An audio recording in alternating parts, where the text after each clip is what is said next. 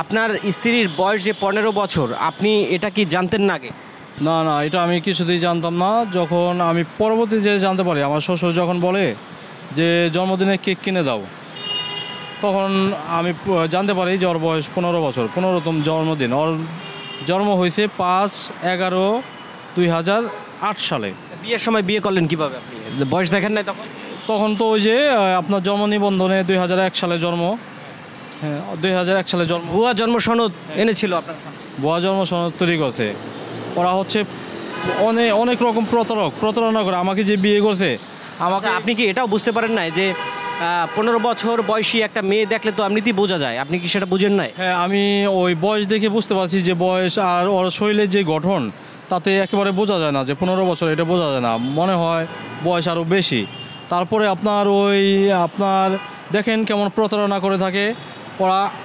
কুমারী সাইজে বিয়ে করছে আমাকে। ওর বিয়ে নাই, বাচ্চা নাই, মানে আনবিয়াত সাইজে বিয়ে করছে। আনবিয়াত বলেই বিয়ে দিয়েছে আমাকে। পরে বিয়ের দিনই জানতে পারি ওর বাচ্চা আছে, বিয়েও আছে। আপনি যখন উঠিয়ে আনতে যান তখন দেখেন যে ওর বাচ্চা আছে? যখন বিয়ে শাদী হয়ে যায়, মানে কাবিন হয়ে যায়, ওদের বাড়িতেই কাবিন হয়েছে, বিয়ে শাদী খাওয়া দাওয়া শেষ, যখন আমাদের বাড়িতে আসবে তখন জানতে পারি ওর বাচ্চা আছে।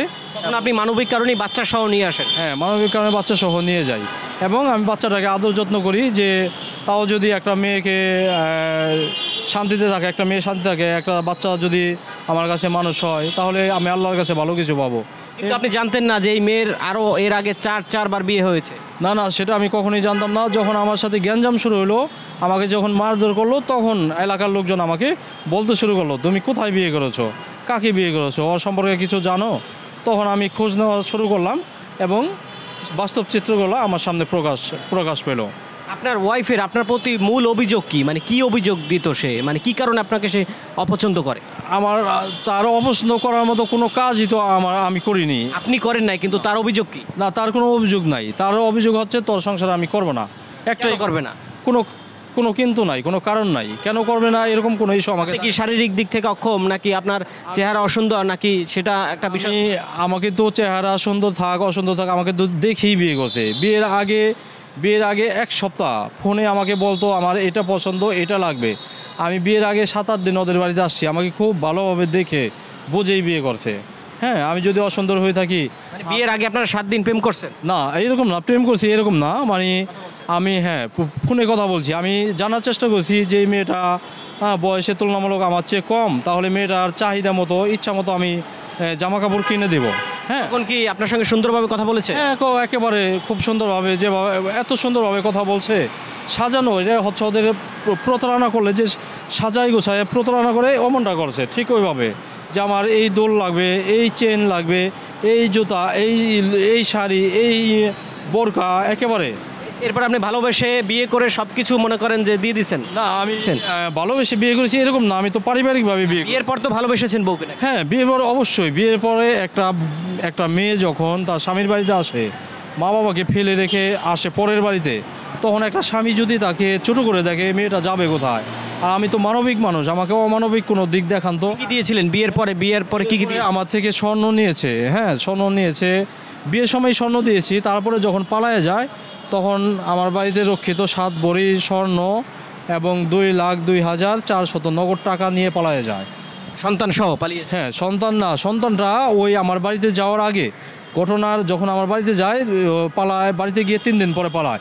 এই সময়টা সন্তানরা ওর বাড়িতে রাইখে যায়, ওর মা জোর করে রাইখে দেয়। এটা যে ওদের সাজানো আমি বুঝতে পারি নাই। সন্তানরা যখন রাইখে দিতে তাও আমি বুঝতে পারি না, আমি তো ধারণাই ছিল না যে পালাবে।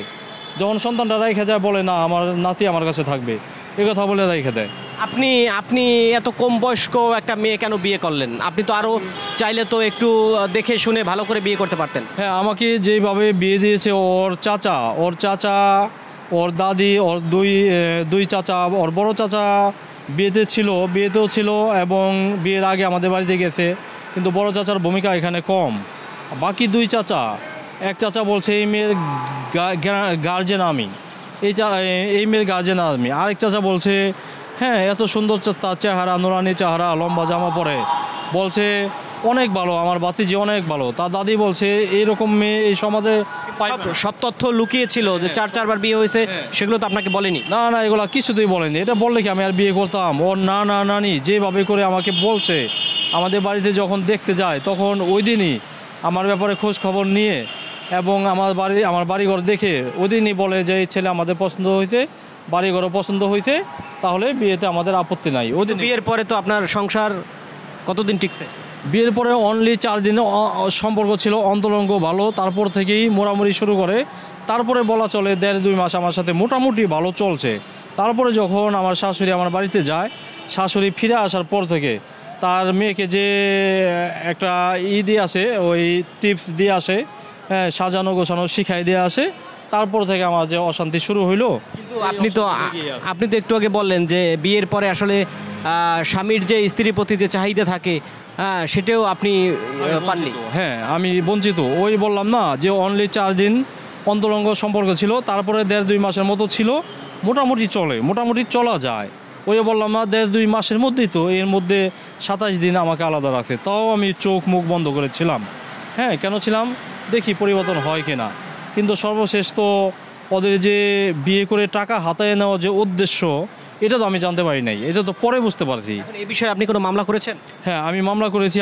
কি বিষয়ে মামলা করেছেন? আমাকে যে মারধর করেছে, আমি ওই মামলা করেছি এবং টাকা পয়সা জানি। হ্যাঁ, সেটা আমি মামলার প্রস্তুতি নিয়েছি। এখনো ওটা মামলা হয় নাই, মামলা প্রস্তুতি নিয়েছি। যে মারধর করেছে আপনার ওয়াইফ এবং আপনার শাশুড়ি, সেই মামলাটা করেছে? হ্যাঁ, সেই মামলা করেছি। এছাড়াও মেরে ফেলার হুমকি দেয়, মিথ্যা মামলা জড়ায় দেওয়ার হুমকি দেয়, এই যে একটা মামলা করেছি। থানা থেকে কোনো সাপোর্ট পেয়েছেন? থানা থেকে তেমন সাপোর্ট পাচ্ছি না। আমরা ছেলে মানুষ, থানায় গেলে আমরা সাপোর্ট পাই না। আমাদের বলে এগুলা ছেলেদের পক্ষে তেমন আইন নাই, ছেলেদের পক্ষে তেমন আইন নাই। আমি বলছি এই যে টাকা আমার নিয়ে গেল, এই আমার বাড়ি থেকে চুরি চামারি করে নিয়ে গেল, থানায় গিয়েছি, থানা থেকে সাপোর্ট পাচ্ছি না। থানা বলে কোর্টে গিয়ে মামলা করেন। কোর্টে গেলে আইনজীবীরা বলে যে স্ত্রীর বিরুদ্ধে স্বামী মামলা করতে পারে না। হ্যাঁ, আমি যাবো কোথায়? এখন আমি অসহায় হয়ে গেছি। হ্যাঁ, একেবারে অসহায় হয়ে গেছি। এই দেশে যে রোহিঙ্গা মানুষ অসহায়, ঠিক ওরকম অসহায় হয়ে গেছি।